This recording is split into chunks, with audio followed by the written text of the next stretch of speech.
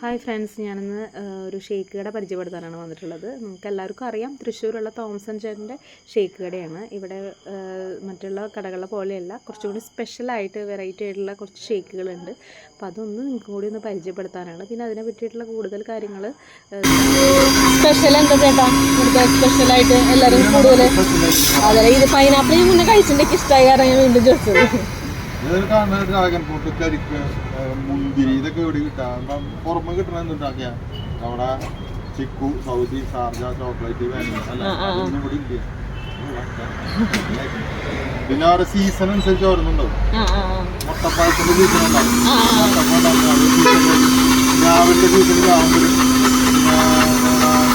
strawberry സീസണിൽ അതുണ്ടാവും,